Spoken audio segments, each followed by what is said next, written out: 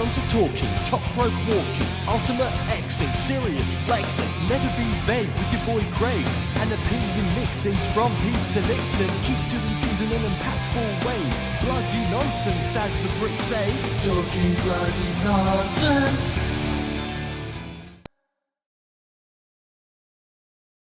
Yes, it's me, it's the M.I.C. Craig, aka Mr. Impact. I guess we have a new co-host this week. It's me, it's the DOG. There we have it, new co-host this week. But of course, as always, I am joined by, and at special request, the reigning TBN fantasy booking champion. It's Peter Nixon. Yeah, I might be the predictions champion, but the fantasy champion, but you are indeed the predictions champion. You trounced me at Multiverse. I mean, I think I beat everyone in the group. Yeah. If Taya had won and challenged and won, I would do a clean sweep. So. But I got 4 out of 9. Rubbish. Wow. I mean, I guess I just know what some random's going to happen that no one's expecting. Hence the Good Brothers Violent by Design. That's twice I've called a Good Brothers Violent by Design, a Good Brothers losing their tag titles, and twice I've got it right, as well as all that went on. But I mean, yeah, it's just been a lot going on. Before we get into, I think, a little bit of Brit Rest news, is that WAW have announced a match for Fightmare coming up on October 15th at the Norfolk Showgrounds, I believe. Correct. Yep, it's the NWA World and Digital Media World Champion Matt Cardona versus the former undisputed British Heavyweight Champion and Ricky Knight Jr. Yeah, friend of the show, Ricky Knight Jr. Yeah, guest number 2 of TBN Chats. Yeah, that's going to be an absolute blinder. Really looking forward to that. Yeah, it should be a really, really fun one, and hopefully I can get there for it. We'll get it done. We'll get it done, Craig. We'll figure something out.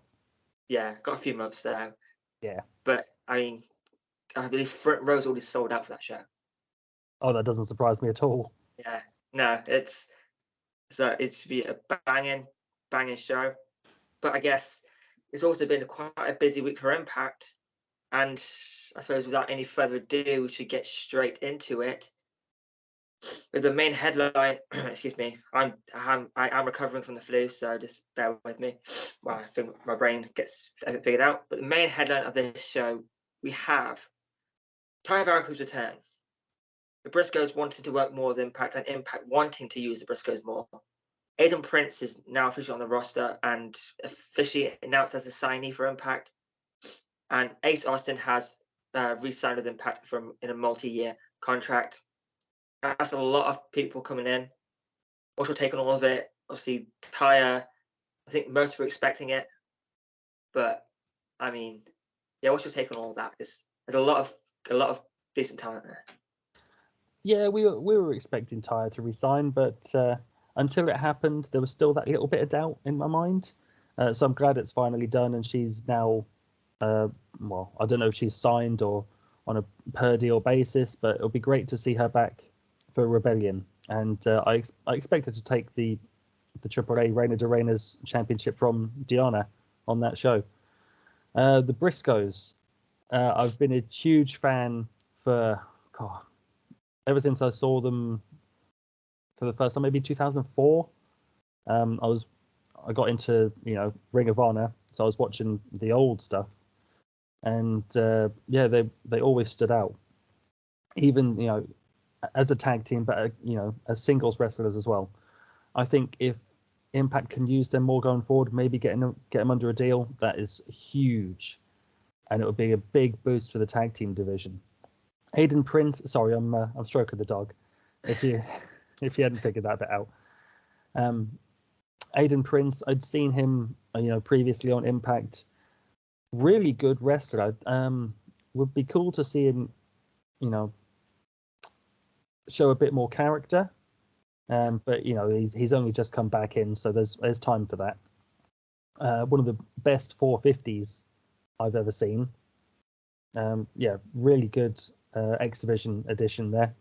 And Ace Austin, obviously, you know, great to get him under an extended deal. And some guy, you know, much like AJ Styles, started off as an X Division wrestler, can totally see him being the world champion one day. Yeah, I mean, Ace Austin resigning is a big deal because he could have gone anywhere he wanted. There's if Ace Austin decides I want to leave Impact and bet on myself, that bet would fully pay off. He is an incredible talent and is kind of following the footsteps of AJ Styles, which is always, I mean, if we have another AJ Styles on our hands, and wrestling is a better place for it. And you go back to Taya, when she came out at Multiverse matches, I was at that point I was kind of lagging because it was about 4 a.m. at that point. When Taya's music hit, I was awake. Mm-hmm. I was that, and this is when at that point as well, my flu was at its highest, at its worst. So I wasn't feeling great, but Taya came out, popped me, great stuff. So I'm happy she's back. As for the Briscoes, I'll be honest, this is the first Briscoes match I've ever seen. I knew the name, I know what they're about in Ring of Honor. This is the first match I've seen of them, and I wasn't completely sold on them until I watched this match. And this was like an hour or so after their match with FTR, and they were still bleeding from that match.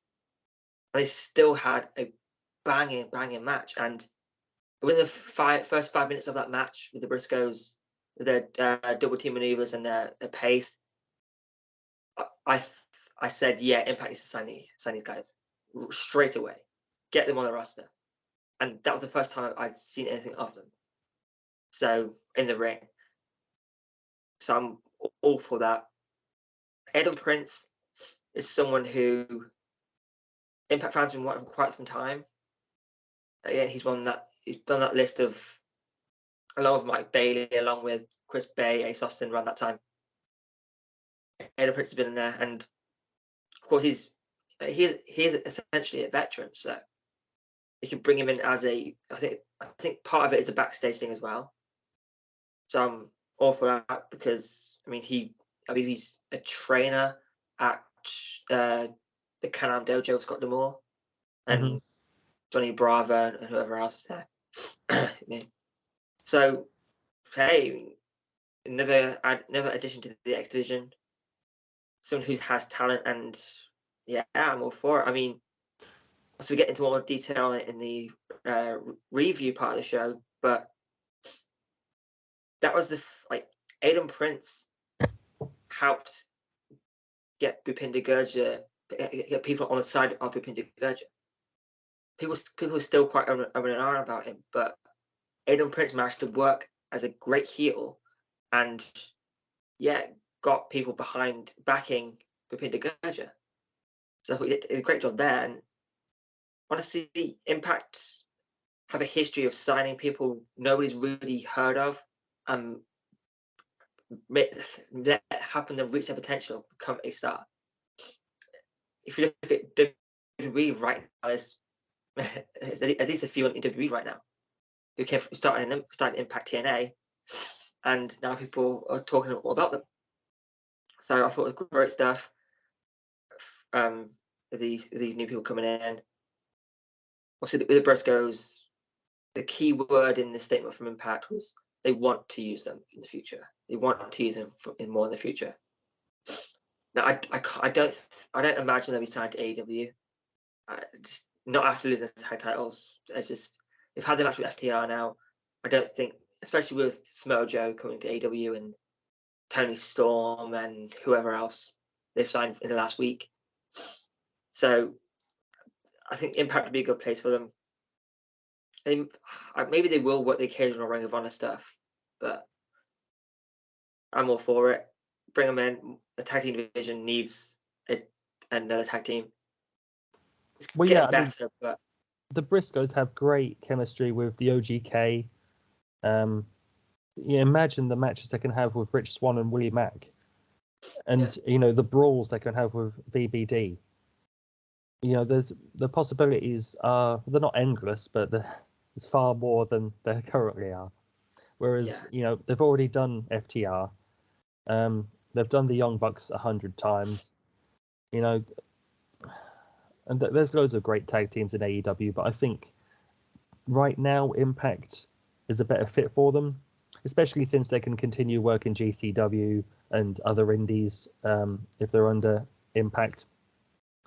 So yeah, I think right now, unless they get a huge contract offer from AEW for working for Ring of Honor, then yeah, I think Impact is the best fit for them, and I would love to see Impact sign them to a deal. Yeah, and obviously there is WWE, but I think they would be interested in them, especially with their new rules on age. Yeah. So it's just mind blowing, but that's some great additions to the roster. Hopefully they can work out a deal with the Briscoes. But Taya back, Aiden Prince in, Ace Austin staying, and with the Briscoes potentially coming in, some good stuff coming for Impact, and it's well deserved. Now we'll move on to our first subheading, which could possibly take the longest. We have the multiverse of matches. Open up with an X Division Ultimate X for the X Division Championship. Trey Miguel retaining after defeating Jordan Grace, Blake Christian, Chris Bay, Vincent, Rich Swann. Mickey James and Nick Aldis defeat Chelsea Green and Matt Cardona. Speedball Mike Bailey defeats Alex Shelley. The Influence retain the Knockouts World Tag Team Championships after defeating Cassius Steele, Savannah Evans, Decay, Giselle Shaw, and Lady Frost. Tomohiro Ishii defeats Eddie Edwards. Josh Alexander and Jonah defeat Moose and PCO. John Perazzo issues excuse me. Issues the champ challenge accepted by Fabio Apache for the Reign of the Reigners AAA Championship. Excuse me. You're right, brother. Yeah. Oh, good. Oh, yeah. Anyway, Deonna Purrazzo issued a champ challenge accepted by Fabio Apache for the Reign of the Reigners AAA Reign of the Reigners Championship. Deonna Purrazzo retains before calling out Mercedes Martinez, and then eventually Ty Valkyrie returns and challenges Deonna to match at Rebellion. We also had Chris Sabin defeating Jay White, and the Good Brothers defeat the Briscoes. Favorite match of the night, favorite part of the show. How about it? I think Chris Sabin and Jay White was excellent. I thought that was the match of the night for me. I really enjoyed Alex Shelley and Mike Bailey. I thought Deonna and Fabio Apache was fine, but I think people were disappointed with the choice of Fabio Apache. But she has history with Impact. When Impact were doing the shows from Mexico, she was a big part of the roster on those tours. So it makes sense, in a storyline aspect. But yeah, I think considering it was WrestleCon and the amount of people there, the possibilities that it could have been, people were disappointed with Fabio Apache. But then they made up for it with the Taya Valkyrie entrance. The Briscoes and Good Brothers was excellent. Couldn't fault that. I did expect the Briscoes to get the win if they're going to be used more in Impact. But when you consider the fact they just lost the Ring of Honor tag titles, it would make the Good Brothers look like shit if they then lost to the Briscoes, who'd lost to FTR. So yeah, that made sense. And the Briscoes can be rebuilt. Ultimate X, I thought felt a bit rushed. I agree. It felt a bit short. Yeah, it just the finish came a bit out of nowhere, and I felt maybe it was a bit of a waste of some of those talent. But I liked the bit with Vincent pulling Jordan off the cable, meaning Trey could take the belt, and it could lead to some stuff between Jordan Grace and Honor No More, and I'm all for that. What am I missing? Oh, Eddie and Ishii was hard hitting, exactly what you'd expect. And yeah, I don't think Eddie was hurt by the loss. And the mixed tag. Right. Yeah. Nick Aldis and Mickey James versus Matt Cardona and Chelsea Green, I thought was a lot of fun. Exactly what it needed to be. I don't think we need to see Nick Aldis in Impact, going forward. I think he is far better suited to the NWA.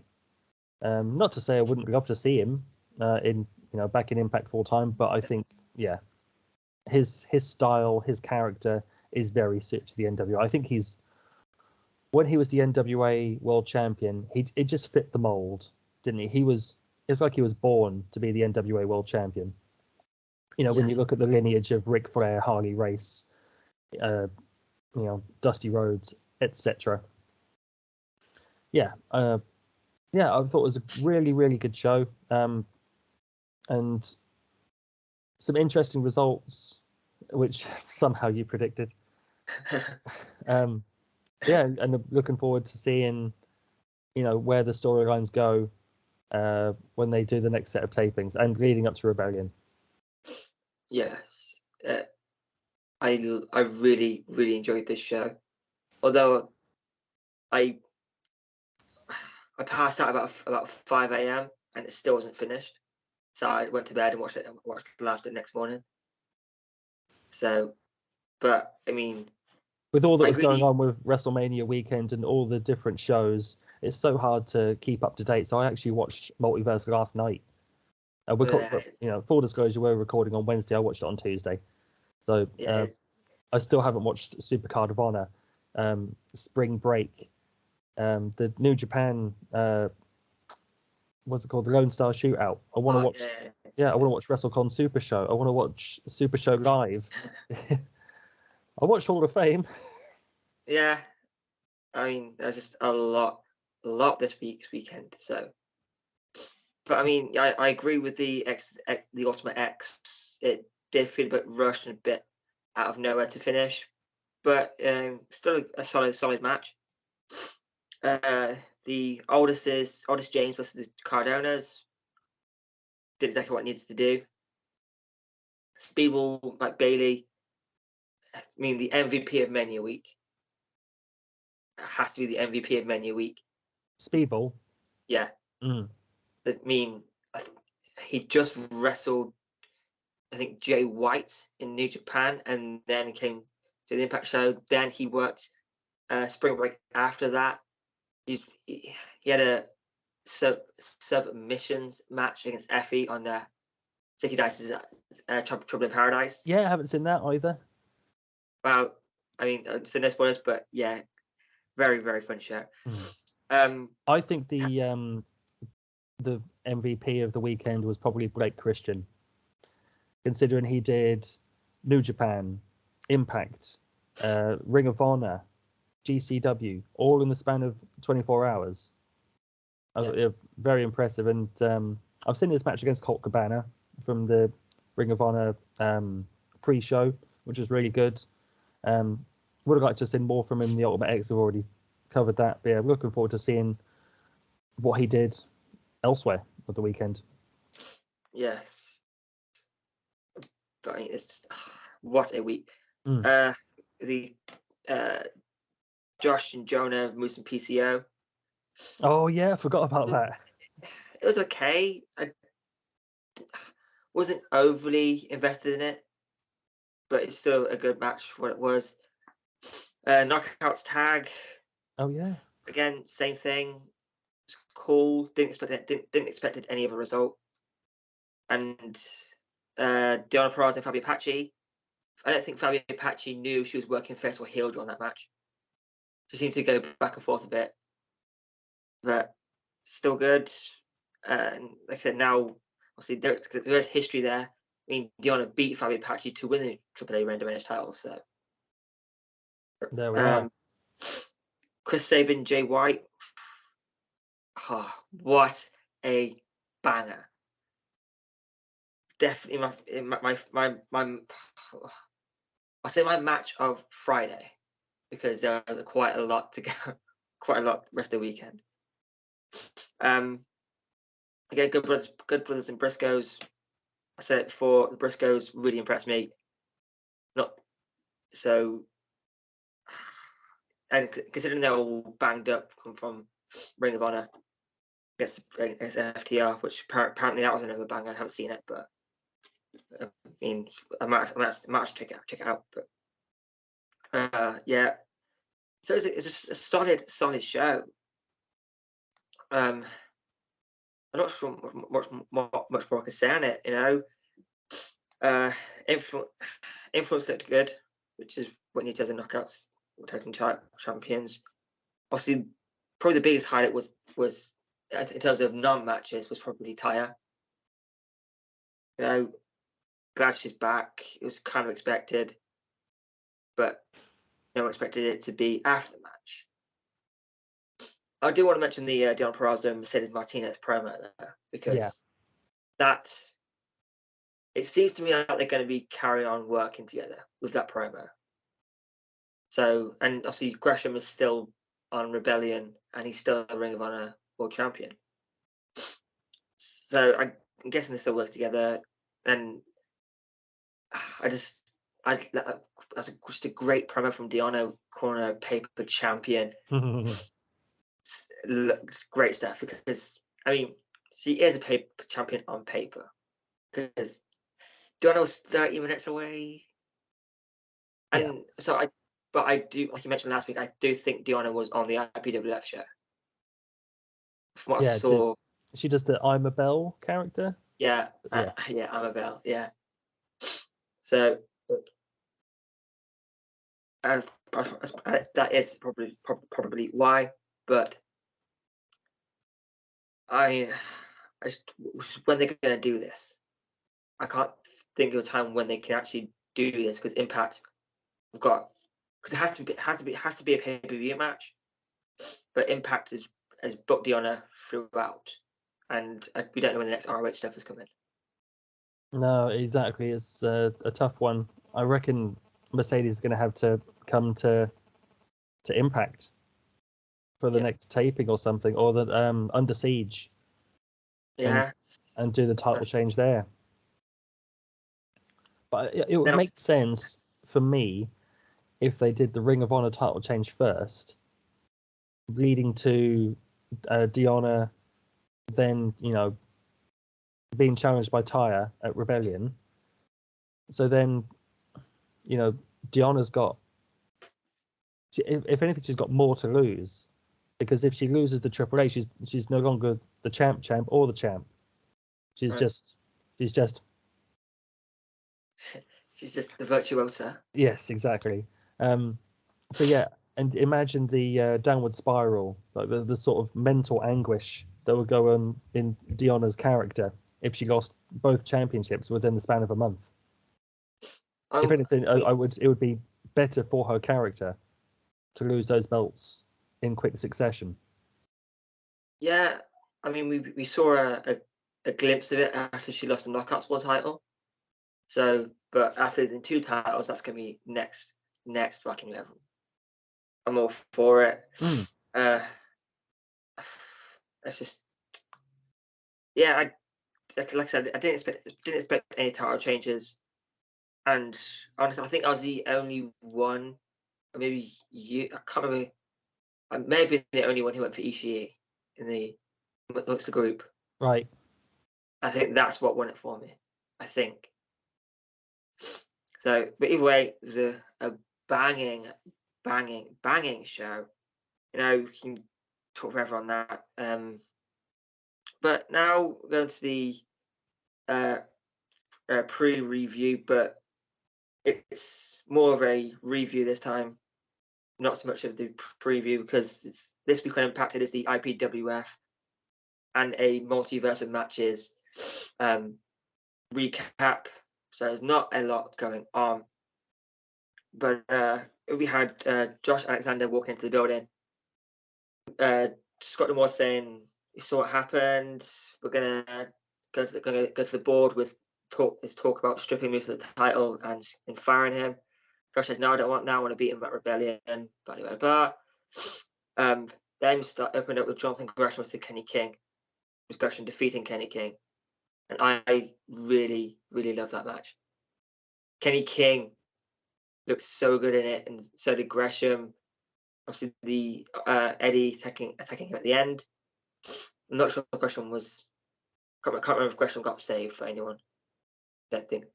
I don't remember, but I loved that finish, the standing figure four leading to Kenny being pinned.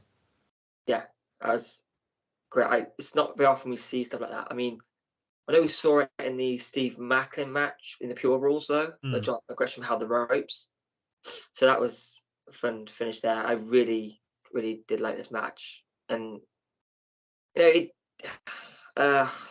didn't really harm Kenny either, because obviously being the heel didn't harm him too much, and Gresham looked good before heading off to win the Progress World Championship. So all good on that front. Now this bit disappointed me. We had the Chump Challenge. I honestly was a bit disappointed by this one, with Johnny Swinger and Zicky Dice losing to the Good Brothers. I mean, if they wanted the Good Brothers to squash someone, they could have chose anyone. Why Swinger and Dice? Like, especially if you want to build this team up, why are you squashing these two? What's your take on that? Because I don't think that was necessary. No, I thought it was perfect. You know, if it can't, the Chump Challenge cannot be comparable to the Champ Challenge. So for them to lose in their first Chump Challenge, I think it's hilarious and, you know, suitable. Because, you know, say what you want, Zicky Dice, as entertaining as he is, he's a step up from a jobber. And Swinger, as long as he's been in the business, he's not a main event level talent right now.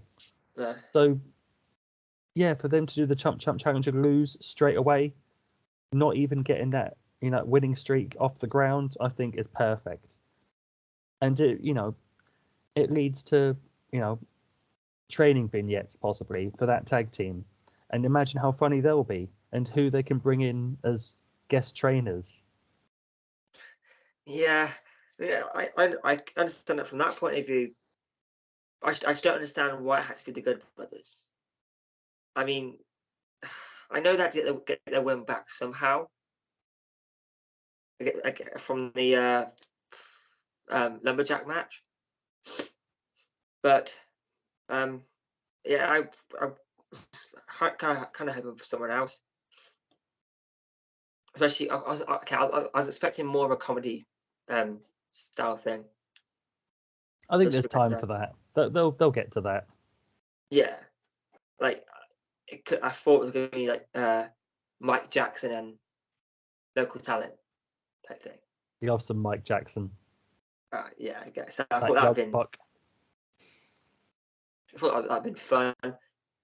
But then we went backstage. A Good Brother spoke to Gia Miller before her PCO just shouting, "Jonah, Jonah!" And as if by magic, Jonah appears, and they just decided to beat the shit out of each other with anything they could find. You got concrete slabs and a sledgehammer. You had a truck. You had a mattress. And pallets. What more could you ask for, right? It looked at the end like PCO was trying to bury Jonah, but it was literally just shoveling coal on him. Yeah, it was weird. Very. Because he wasn't in a grave or anything. It wasn't like shoveling loads of dirt onto him, trying to bury him. He literally just put a bit of coal on him. Yeah, I mean, it was still a fun brawl, and I assume within the next couple of weeks on Impact we'll get that rematch, especially with Jonah facing Ishii at Rebellion. I think it has to come on TV. So I'm all for it. It was great stuff. I do have a question about, well, not a question, but more of an observation about PCO and Jonah. So obviously they were on opposing teams at the at Multiverse of Matches. Moose was teaming with PCO, who's been kind of positioned as the babyface in this feud, even though he's with Honor No More. And Jonah, who has been the villain in this feud and has been a villain since he came in, was very much a babyface at Multiverse of Matches. Yeah. So are they doing some sort of double turn? I don't quite understand. It is interesting. I mean, maybe they're just doing it like maybe that one night it was face and heel versus face and heel. Like, Yeah. Maybe that's how they're doing it. But it was an interesting put together there. But I think it's still cool. PCO is such an awesome character, and the stuff he does in the ring, regardless of his affiliation, whatever stable you put him on, whichever partner he's with, he's always going to be a babyface, as long as he's doing this act, as far as I'm concerned. He's very, very entertaining with this food Jonah, and can't see what comes next. Can't wait to see what comes next. Although he is injured at the minute, I believe. Picked up an injury at Multiverse. Is He missed. Is that PCO? Yeah, he missed spring break because of it. Oh no! So it seems to be legit. Not sure what happened, but yeah, he's picked up an injury. Right. Then we went to Josh Alexander squashing Madman Fulton. Now, there was a lot of squashes on this show, at least for 3, I think. Mm. So yeah, it's very interesting. And Max and Jeff and the Mothership wonder whether it's because Fulton is on the way out. Well, they haven't really done anything with him, unfortunately. I think Impact have kind of wasted Madman Fulton, which is a shame because he's shown a lot of promise. He's had some good matches, and I like his shtick, but he can do more. So if he has the opportunity to go somewhere else and do more, then he should take it, as far as I'm concerned. Yeah, I agree. Especially they had the Eric Young stuff right there. They could Yeah. have easily done that, but they chose to put him in groups or in a team or in a faction. Don't get me wrong, as part of OVE, I did find him entertaining. He was, although he was kind of course, he was being overshadowed by Sammy. He still managed to make people pay attention to him. So I'm all for that. If it is, it's unfortunate, but especially with Ace walking away from the post-match beatdown or post-match attack, it looks like that's over, and they've focused on the White Bailey stuff now. Mm. So again, it's unfortunate, but here we are. Then we had a number 1 contenders battle royal for the Knockouts World Championship, with Rosemary picking up the win in battle royal. The final 3 being Lady Frost, Giselle Shaw, and Rosemary. So it's a good battle royal, which, like I said, it's Impact tend to do. Rosemary looked really strong. Obviously, I think Cassie Lee is also injured. Hence why she wasn't in the battle royal. A good spot from Jesse, McKay, and Caleb with a K. Yeah. And Tasha Sales on commentary was phenomenal. What in the koala bear? It's great stuff. Would you say the right person was chosen to win that? I think so. I thought it might be Rosemary or Havoc that picked up the W here. Because let's face it, Rosemary probably isn't going to win the Knockouts Championship from Tasha Steelz, but Tasha needs, if she's going to have, this long, great reign, she needs victories over established stars, and Rosemary is perfect for that. She'll give Tasha a good match, but I think the attention more so at Rebellion is going to be on Deonna and Taya. So I think it's not a throwaway match by any stretch, but yeah, Tasha, it's a good win, a good 99% definite win for Tasha Steelz. Yeah, and she's already beaten Mickie James. That's a big name on her list as world champion. Beating Rosemary would also be a big name on the list in her reign. So I'm all for it. I wasn't expecting Rosemary, but when I looked at the field of who was in the ring, I couldn't really see a clear winner. I did lean slightly towards Savannah Evans, but if you're over 6 foot in a battle royal, you're probably going out first or won the first. So wasn't expecting that much. Jordan Grace looked really good. Lish, who's dropped the Edwards part of her name now, which is a nice little thing into that. I do really, really enjoy Lish. I was kind of hoping for Lish to win it.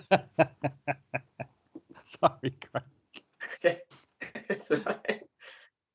What's on camera? Carry on. The first pup of TNIW. So I was hoping. I had a little bit of hope for Lish winning it, but not too much, obviously. I forget who else is in the battle royal. It's filled out with some good few people. I thought this would have been a good opportunity for Marsha Slamovich to get a big win. I think it's too soon for Marsha. Yeah. Yeah. I mean, and speaking of Marsha Slamovich, she had a squash match against Abby Jane. Yeah. I mean, it was what it was. Wasn't expecting anything else. It's just you hear the whistles.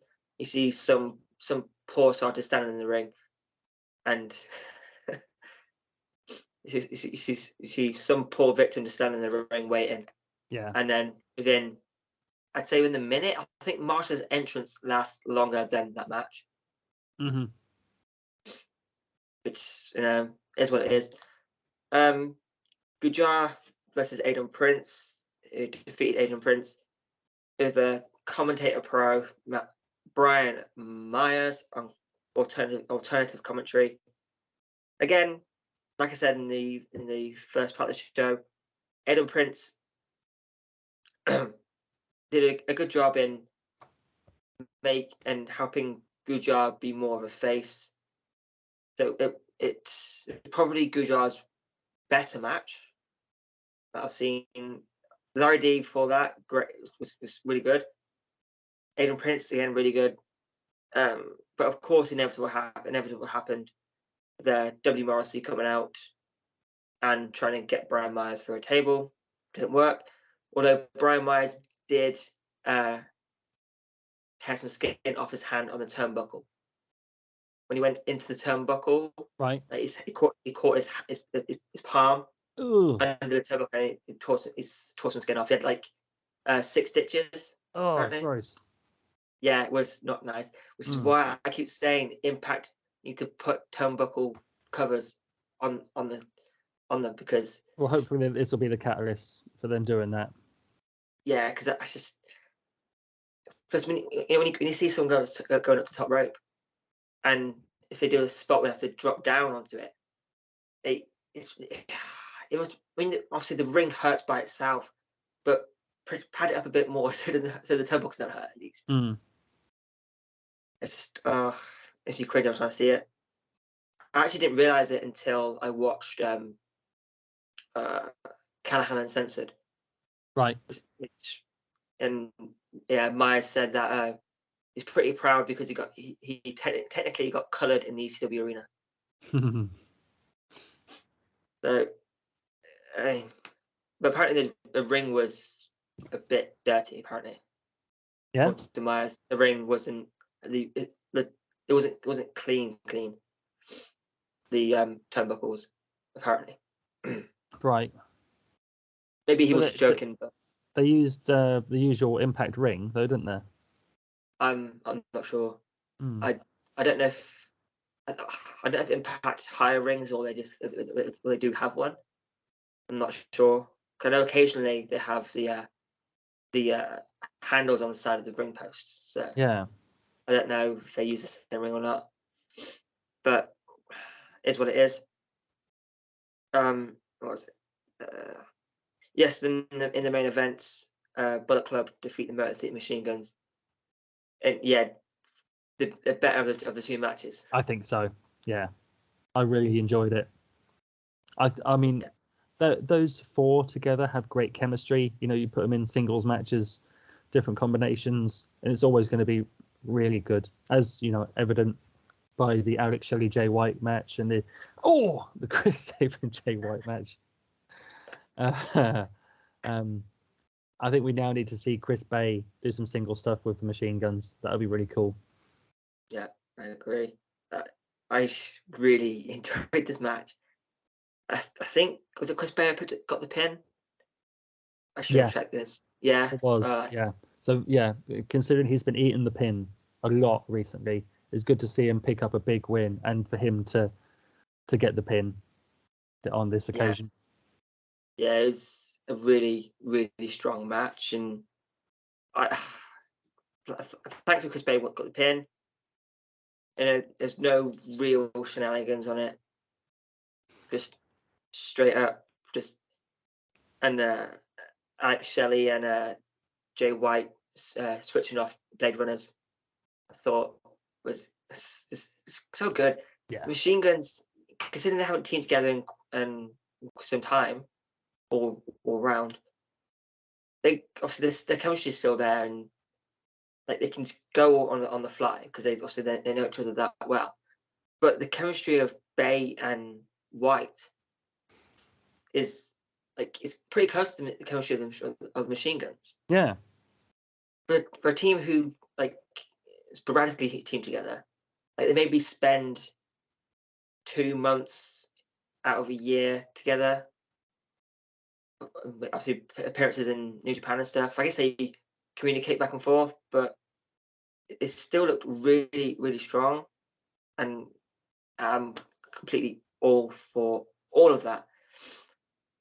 I mean, so we're running ahead of time, but I guess I think this segment might take some time, and then we can just chat stuff after the final 10. Yeah. But yeah, I guess let's go into the final 10. We have some questions from our Facebook page. I haven't seen these questions, so I'm going in blind here, so this should be fun. Okay. First question we have, favorite Tritan moment. So this would be Tony Purdon that asked this, I presume. Yes. My favorite Triton moment was, I guess, his match against Monty Brown at Destination X 2005, because I'm pretty sure that's the only match he had on pay-per-view. Yeah. I mean, how long have you got? I mean, there's so much to go through here. I thought it was pretty cool as a red shirt. Oh, yeah. Yeah. I mean... the red shirts are always better than black shirt security. Yes. By far.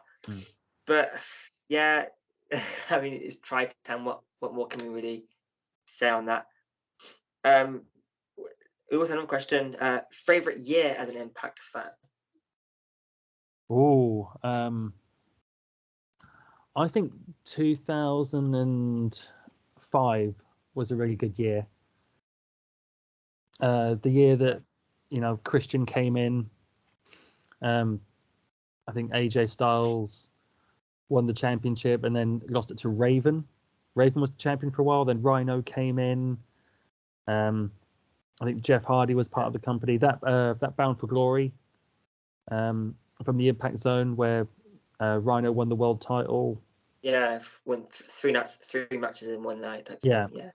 Yeah, that's pretty cool. Yeah, and they did Sabu and Abyss, the Barbed Wire Massacre.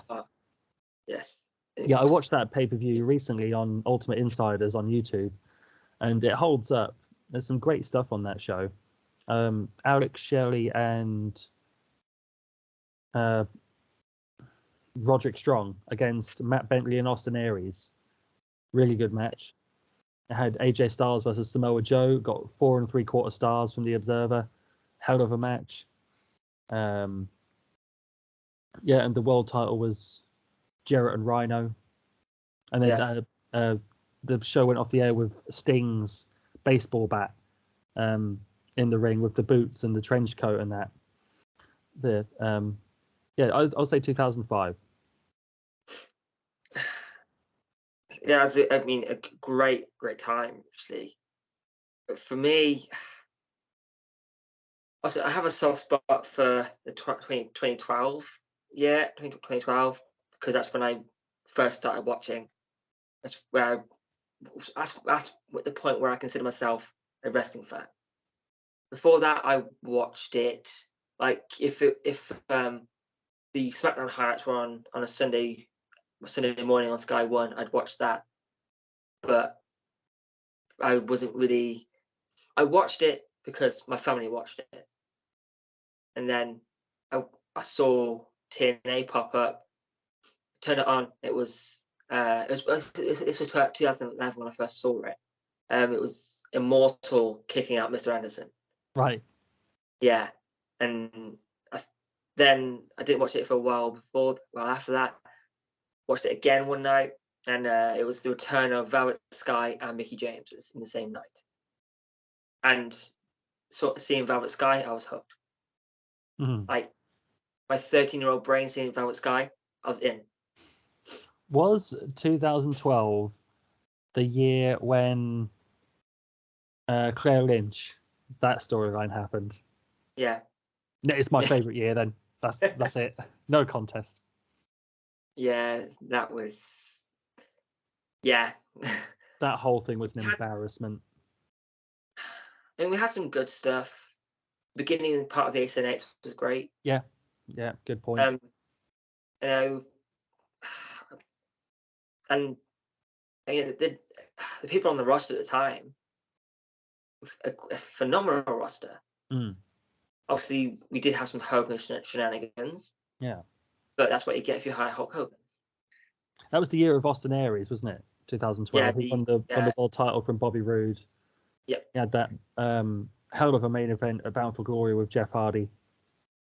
Yeah, that was the first Bound for Glory I watched. Like, and I think it started off with Rob Van Dam and DJZ, Zima Ion. Mm-hmm. Again, it's really good, but it's a little thing I noticed. After RVD won, they quickly played James Storm's theme music, but then switched it back to RVD. Like, you had a split second of Sorry About Your Damn Luck, and then they played RVD's theme, which, Right. TNA. Never noticed that. Yeah, if you go back and watch it at any point, as the bell rings, they play. You hear a little bit of Sorry About Your Damn Luck, but then they stop it and then play RVD's theme. Mm-hmm.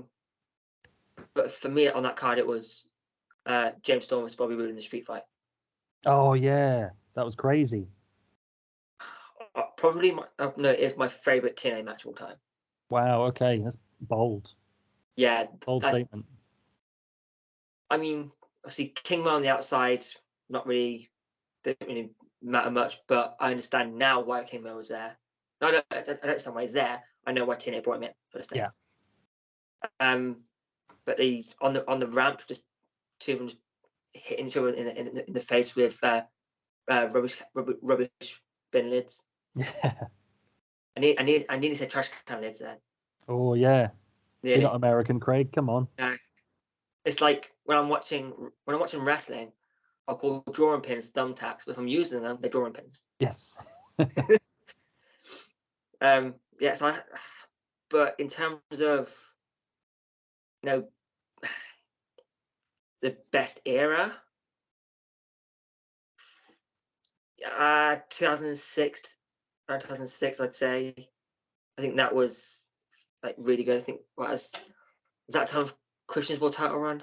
Yeah. I can't remember. Yeah, and they did Bound for Glory from Detroit. yes, And that was a hell of a show. Kurt Angle had just come in. And wasn't Jake Roberts was referee for the Monsters Ball or Street Fight was, yeah. And the cameras totally missed Brother Runt coming off the stage. Yeah. Yeah. And Brother Runt also got thrown to the crowd, if I remember right. Yeah. Abyss did that a few times. Yeah. So I remember one of the times being there. But that's great, and it was just a great time because that was when people really started to pay attention to TNA. Yeah. That was. Oh. Yeah, no, the dog has just jumped off the table. There we go. By the way, my dog's name is Dinky. I shouldn't refer to as the dog. Yeah, I mean, it was great stuff. So that was when people started to pay attention to TNA. I think that's the time it landed over here as well. Yeah, around about that time. Right, yeah, it's the time it landed over here on Bravo. Yeah, long live Bravo. We miss Bravo. Yeah, great channel. So we have another question as well. So it's a fun one. If you had to have a dinner date with one Impact wrestler, who would it be, and how would you split the bill? A current Impact wrestler. Yes. Oh, that is tough. I mean, my head instantly goes to PCO, and I would pick up the tab because however long he's been in the business, he's got some stories. Yeah. So that would be really cool. But here's the thing: he'd probably eat loads, so it would be an expensive tab. Yeah. Would cheap. Oh, yeah, that is tough. I'll tell you what, Trey Miguel, I bet he's a really cool guy. He comes across very entertaining when he does commentary. So yeah, I'll go with Trey Miguel. Oh yeah, I'll go on a dinner date with Trey Miguel. And how he's splitting the bill? I think he's a decent guy. We'd go 50-50. We'd go Dutch. Yeah. See, now I've known about this question for a couple of days, and I still can't pick. I mean, my first thought was Jordan Grace, and we split the bill however the hell she wants to. But then, who do I want to speak to and chat to and stuff? I think Willie Mack would be fun to hang out with. I mean, I have been fortunate enough to have to interview Willie Mack in the past, and that was a fun chat. My first ever wrestling interview. So that was a fun chat. So let's go on that. And according to everyone who works for Impact, Willie Mack on camera is completely different to the Willie Mack off camera. Oh right. Like there's stuff they can't repeat on TV that about Willie Mack apparently. Okay. So I think I'll have to go with Willie Mack on that one.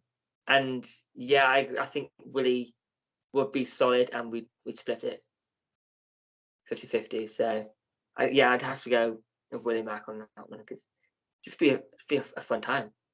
Definitely. And Willie Mack's going to wear something interesting. So So Willie Mack and Trey Miguel, there we have it.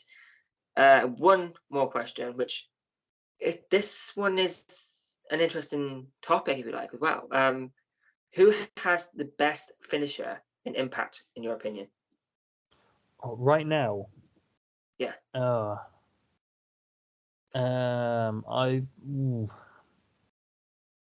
I like the fold, Ace Austin. Yeah. I like the big splash from Jonah. It looks devastating. And when he hit it on PCO's head at Sacrifice, that was awesome. Yeah. Uh, Sir.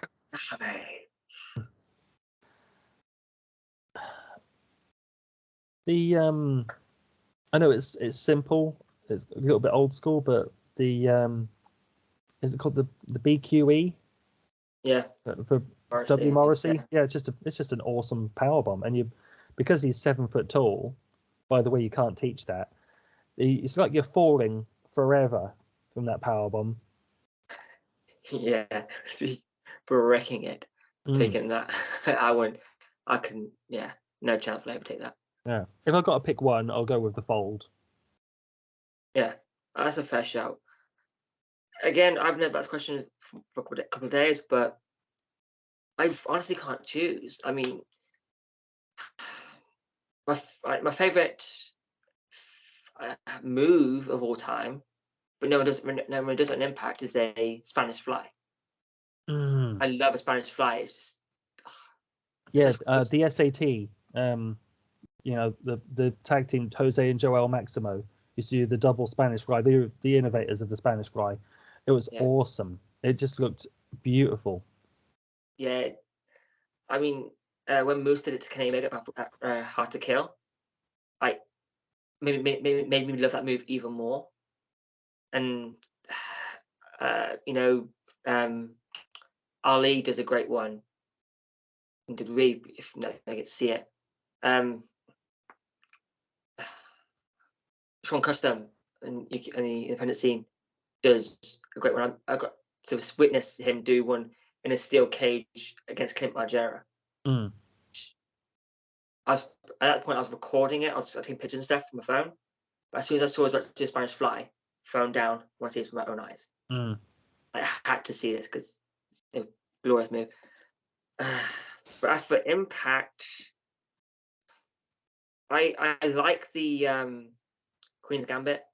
Yeah. I think that's really good. By Dana Peraza. I'm trying to think of the finishes and Impact in a minute. Go for the roster. Speed White Bailey's. The shooting star knees. Yeah, I can't remember what he calls it, but yeah, that's really good. Again, I'm a simple person. I really like the art of finesse. Yeah. Huge fan of that. Even Rich Swan's Phoenix Splash. I really do like the simple moves. Simple but effective. I mean, if you asked me 3-4 years ago what my favorite finisher would have been, it'd have been Dez's final flash. Remind me what that is. It's kind of like the Black Arrow, but instead of standing backwards, he's standing forward. Oh, okay. And he's twisting it. I can picture it now. Yeah, so I really enjoyed that. It's kind of like AJ's spiral tap. Yeah, in a way. Yeah, which I think AJ said last week that he probably won't be able to do that move ever again. But yeah, it was. I think I have to go with. I go with Queen's Gambit. Dino Peraza. Cool. I think it's really good. If you'd asked me what's the best finisher in Impact Wrestling / TNA history, it's the Canadian Destroyer. Yes. The original, the best. Yes. Pete Williams. What and that move looks so complicated, but it clearly isn't that complicated doing it because Bad Bunny did it just maybe 2 years ago. So it's all about the person taking it. Yeah. I mean, just looks I was for the first time seeing it. It popped me huge. Like, what is that? Mm. So, and just look, no one better than PT at doing the. Oh, sorry, Peter. Oh yeah, no, he's Yeah. Pete or Peter now, isn't he? Yeah. Sorry, Mm. Vince. I mean, yeah. Sorry. Hopefully, hopefully we didn't offend you too much, and that. Yeah. I mean, but let's just send Stone Cold to give him another stunner. Yeah, well, Hope- attempt to do a Yeah. stunner. Hopefully he doesn't tear his quads again. Oh dear. When I saw that that stunner, Stone Cold and Vince at this year's WrestleMania, where Vince was stumbling around in the ring, I thought, I cannot wait to see what Botchamania does with this. Yeah. It's going to be hilarious. I just love McFoley's reaction. I didn't see Mick's reaction. Yeah, it's on his Facebook page and Twitter page. He's just pissing himself. I think his nephew filmed it and he filmed his reaction, and he's just in hysterics about it. Which I think everyone was. I need to see that. Is that on Mick's YouTube page? It's on his Facebook page for definite. Right. And probably be on his social media somewhere. But it's going around. Just search on Twitter, Mick Foley, stunner. I find it easy enough. It's very, very fun. But it wasn't a bad 2 nights. No, I certainly think. I mean, it wasn't the best WrestleMania, but I would say it's top 10, not quite top 5. I'd go the best 2-night WrestleMania. Yeah, definitely. And yeah, so just wrestling, it's fun. Mark what people on the internet are saying if they don't agree with you. I mean, Wrestling's the most subjective art form. You know, if you don't like something, chances are you are in the minority. Yeah, it's nothing better than wrestling, and this weekend showed that. This week showed that. You had everyone on my Twitter feed, everyone talking about wrestling. It doesn't matter if it was AEW, New Japan, WWE, Ring of Honor. You had Impact. You had everyone talking about wrestling, and there's no other thing like that in the world. Not this many variations, this many promotions, this many people doing it. So just enjoy it, because wrestling's supposed to be fun. That's all it needs to do is have fun. Exactly, and that's exactly what I did at the WAW Performance Center on Sunday when I was the host of DOA in their house. The show is on YouTube. It streamed live. It was a lot of fun. I was the MC of the show. I had an absolute blast. The card was really, really good. The heavyweight championship match between Zack Knight and the defending champion Winston was incredible. One of the best matches I've seen live in a long time. So yeah, if you fancy it, check it out, because I guarantee you won't be disappointed. If anything, you'll be entertained by me, and you'll see some great wrestling. There you go. And also, you can go check out episode 5 of TBN Chats with Rio. It's a great conversation. We chatted about how she got into wrestling, her favorite wrestlers, favorite opponents, where she wants to go. Also want to give a shout out and congratulations to TBN guest number 1, Lizzie Ever, now Eliza Alexander on NXT UK, making a debut there. So in there, you can actually go back and watch episode 1, and she talks about wanting to be in NXT UK and also wanting to fight for the ICW Women's Championship, which she did like a few months after appearing on the show. So I guess we manifested it. Yeah, absolutely. yeah, apart from that, there's more TBN chats coming soon. Some really, really amazing people. Go check out all 4 episodes of LOL Tritan with Johnny, Jeff, and Lucha. Hilarious stuff. Very much after dark. So go enjoy that. Go check out everything we do here. Follow us here, there, everywhere. Facebook, Twitter, YouTube, Spotify, and wherever else you podcast. Thank you to Frank Fiat for the entrance theme. Yep, a banging entrance theme. So, but yeah, but yes, until next time, goodbye, my friends.